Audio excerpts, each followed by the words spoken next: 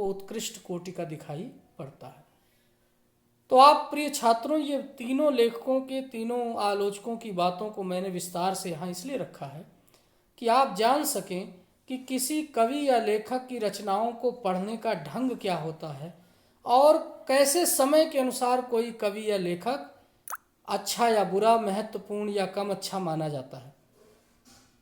Doctor Shyam सुंदर दास और आचार्य रामचंद्र शुक्ल ने जिन कबीर को और उनकी भाषा को कोई विशेष महत्व नहीं दिया था, उन्हीं कबीर और उनकी भाषा को आचार्य हज़रत प्रसाद द्विवेदी ने हिंदी साहित्य के 1000 साल के इतिहास में सर्वोत्कृष्ट माना और बाद के दिनों में आचार्य हज़रत प्रसाद द्विवेदी की धारणा को ही सभी लेखकों, आलोचकों, साहित्यकारों ने महत्व दिया, सारे संसार ने भी महत्व दिया और अनेक ग्रंथ कबीर पर लिखे गए।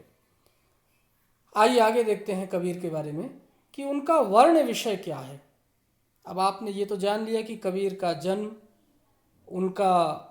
उनकी शिक्षा दीक्षा, उनका साहित्य, उनकी भाषा, ये सब जाना। उनकी मृत्यु को लेकर के भी किंवदंती है कि उनकी मृत्यु कब हुई थी, पर आपके काम की बात यह है संक्षेप में कि 1518 ईस्वी का जो समय है वो आखिरी समय ऐसा माना जाता है कि इसके बाद फिर कबीर नहीं रहे होंगे। 1518 ईस्वी तक उनका समय माना जाता है। अब अगर 1398 ईस्वी से लेकर 1518 ईस्वी तक का समय देखें तो ये 120 वर्ष बैठता है। अब ये निश्चित नहीं है कि उनको इतनी लंबी आयु मिली थी कि नहीं मिली थी, लेकिन हम इस बात के लिए आश्वस्त हो सकते हैं, निश्चिंत हो सकते हैं कि 1518 ईस्वी के बाद कबीर तो जीवित नहीं रहे होंगे। तो 1398 ईस्वी से लेकर और 1518 ईस्वी के बीच का जो समय है, इसी में कबीर के जन्म और मृत्यु हुई थी। किंवदंती मिलती है, आपने अक्सर पढ़ा होगा कि जीवन भर वो हिंदू और मुसलमान दोनों ही लोगों के, दोनों ही समाज की जो कुरीतियाँ थी, आडंबर थे, उस पर वो प्रहार करते रहे। जो खरी बातें थी, सही बातें थीं, उसको वो समाज के सामने रखते रहे। अंत में अंतिम समय तक उनके दोनों ही प्रकार के बहुत सारे अनुयायी हो गए थे, हिंदू समाज से भी और मुस्लिम समाज से भी। तो परिणाम ये था कि जब उनकी मृत्यु हुई तो आपस में ये बहस हो गई कि आखिरकार कबीर को दफनाया जाए या फिर उनको जलाया जाए, उनके शव को अंतिम संस्कार किस रूप में किया जाए।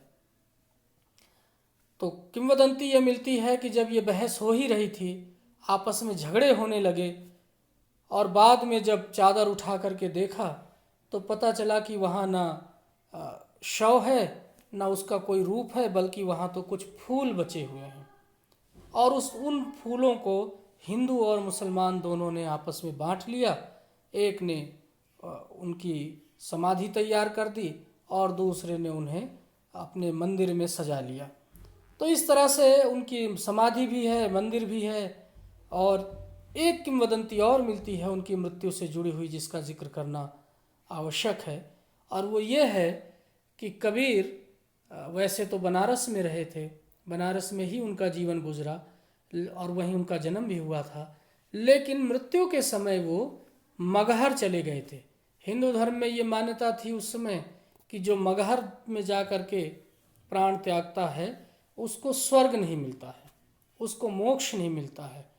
तो कबीर का तो सारा जीवन ही आडंबरों, कुरीतियों और अंधविश्वासों के विरुद्ध गुजरा था। तो उन्होंने अंतिम समय मगहर की यात्रा की और वहाँ जाकर के अपने प्राण त्यागे। और ये कहा उन्होंने कि जो कबीर काशी में जब अगर तन को तजे और त्यागे तो राम ही कौन निहोरा, तो राम की फिर क्या भूमिका रह जाएगी, उस ईश्वर की क्या भूमिका रह जाएगी। कबीर मगहर में मरे, वहाँ अपने प्राण त्यागे और फिर भी उसे मोक्ष प्राप्त हो, तब वास्तव में राम का निहोरा है, तब राम की महिमा है, तब जिस ईश्वर को उन्होंने माना था उसकी महत्ता है। तो अंतिम समय में बताते हैं कि वो मगहर चले गए और वहाँ जा कर के उन्होंने अपने प्राण त्यागे। तो कबीर के बारे में बहुत सारी किंवदंतियाँ हैं, लेकिन प्रिय छात्रों, मूल बात तो यह है कि 1398 ईस्वी से लेके 1518 ईस्वी के बीच कबीर हुए थे।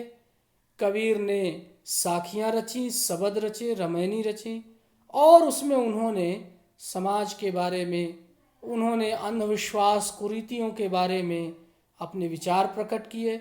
उनकी बहुत सारी भावुक कविताएं भी प्राप्त होती हैं, जिनमें उन्होंने ईश्वर की अनन्य साधना की बातें कहीं, गुरु की महिमा का वर्णन किया। तो ये सारी बातें तो निस्संदेह सत्य हैं। शेष बातें किंवदंती हैं, लेकिन किंवदंतियों का भी कोई न कोई आधार होता है।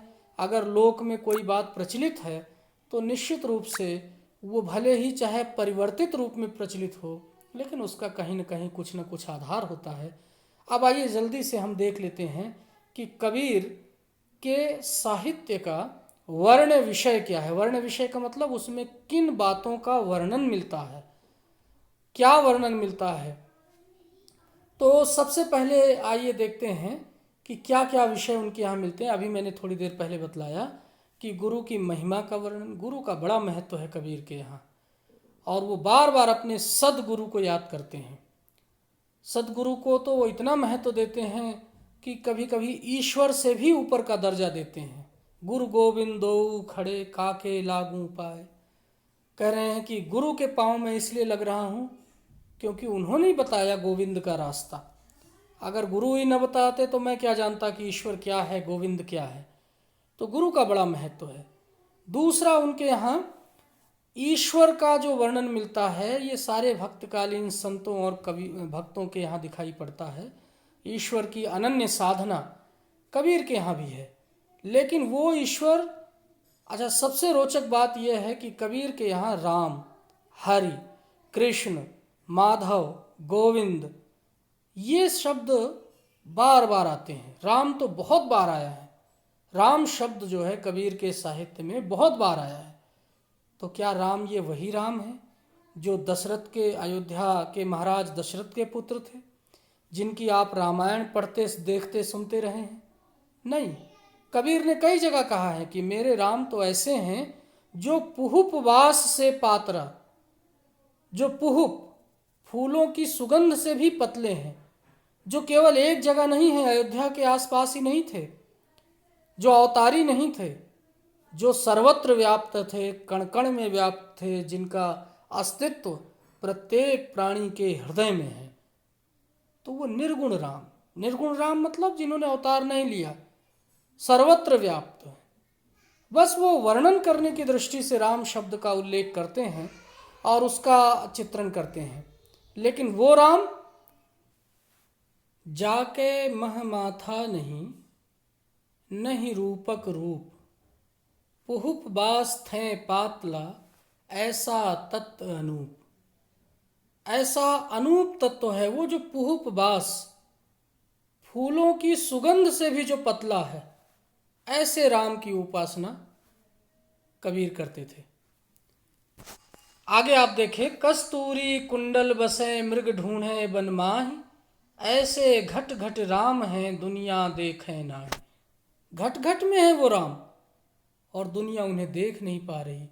जैसे कस्तूरी मृग के कुंडल में बसती है और वो बाहर खोजता फिरता है, वैसे ही राम तो सबके हृदय में है, उनको बाहर खोजने की आवश्यकता नहीं है।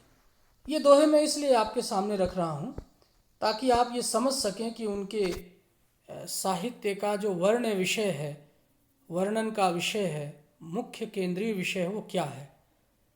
आडंबर का भी उन्होंने विरोध किया। कहा, मन मथुरा दिल द्वारिका, काया काशी जाने। तीर्थ यात्रा करने की आवश्यकता कहाँ है मथुरा द्वारिका काशी जाने की। मन को मथुरा बना डालो, दिल को द्वारिका बना डालो, काया को, शरीर को काशी बना डालो, और 10वां द्वारा देहुरा तामे ज्योति पिछाण, इसमें ज्योति पहचानो, इस तन में ही, इस मन में ही ज्योति को पहचानो, उस प्रकाश को पहचानो, कहीं भटकने की आवश्यकता नहीं है। आगे बहुत स्पष्ट शब्दों में कहा, तन को जोगी सब करे, मन को विरला कोई। सब जोगी शरीर को कर रहे हैं, तमाम प्रकार के रंग बिरंगे वस्त्र पहन करके घूम रहे हैं। मन को कोई जोगी करे, मन को वैरागी करे, तब सहजे ही सिद्धि पाइए, जे मन जोगी होए। तब तो फिर सिद्धि प्राप्त हो जाए। अगर मन योगी हो जाए तो आप देख रहे हैं कि आडंबरों को छोड़ करके सादगी से उस ईश्वर को हृदय में बसाने की बात कहते हैं। यही बात आगे उन्होंने कहा कि माला फेरत जुग भया, पाए न मन का फेर, कर का मन का छाण दे, मन का मन का फेर। बाहर माला फेरते फेरते युग युग बीत गए, मन के अंदर की गति को, उस ईश्वर को नहीं समझ पाए।